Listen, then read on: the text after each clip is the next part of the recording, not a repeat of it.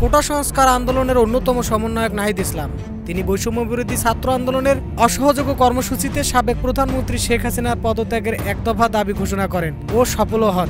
পরবর্তীতে বাংলাদেশের অন্তর্বর্তী সরকারের উপদেষ্টা হিসেবে নিযুক্ত হন এবং 9 আগস্ট ডাক টেলিযোগাযোগ ও তথ্য প্রযুক্তি উপদেষ্টা হিসেবে দায়িত্ব পান।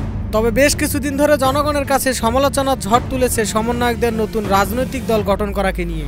বৈষম্য বিরোধী ছাত্র আন্দোলন ও জাতীয় নাগরিক কমিটির উদ্যোগে আত্মপ্রকাশ করা নতুন রাজনৈতিক দলটির নাম হচ্ছে জাতীয় নাগরিক পার্টি। নাহিদ ইসলাম নতুন দলটিতে যোগ দিতে ইতিমধ্যে অন্তর্বর্তী সরকারের তথ্য উপদেষ্টার পদ থেকে পদত্যাগ করেছেন।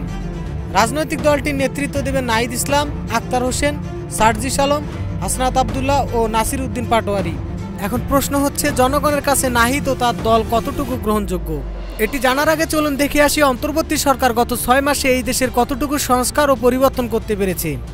ছাত্র জনতার অভ্যুত্থানে শেখ হাসিনার পতনের পর একটি ভঙ্গুর অর্থনৈতিক পরিস্থিতির মধ্যে দিয়ে দায়িত্ব নেয় ডক্টর মোহাম্মদ ইউনূসের নেতৃত্বে অন্তর্বর্তী সরকার।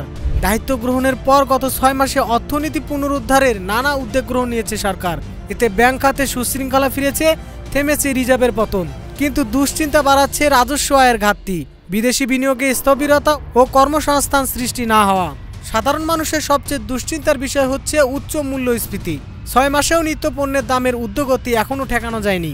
বেড়েছে প্রধান খাদ্যশস্য চালের দাম, ফলে সাধারণ মানুষের উপর চাপ বয়ে গেছে। এর মাধ্যমে আবার শতাধিক পণ্য শুল্ক কর বাড়ানোয় এ চাপ কিছুটা বেড়েছে।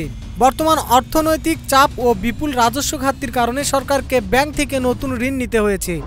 চলতি অর্থবছরে প্রথম 6 মাসে সরকারের নিকট ব্যাংক ঋণ দাঁড়িয়েছে 14,643 কোটি টাকা। গত বছরের এই একই সময়ে ব্যাংক থেকে সরকার কোনো ঋণ গ্রহণ করেননি, বরং এই সময়ে বাংলাদেশ ব্যাংকে 3,286 কোটি টাকার ঋণ পরিশোধ করেছে, যা আগে নেওয়া হয়েছিল।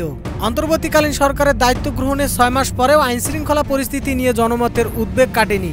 দেশে অহরহ ঘটেই চলেছে ছিনতাই, চাঁদাবাজি, এমনকি হত্যাকাণ্ডের মতো ঘটনা। অন্তর্বর্তী সরকারের এই অবস্থাতে নাহিদ ও তার দলকে জনগণ কিভাবে দেখছে তা বোঝা যাবে নির্বাচনের পর। ডেস্ক রিপোর্ট, এই সময় টিভি, ঢাকা।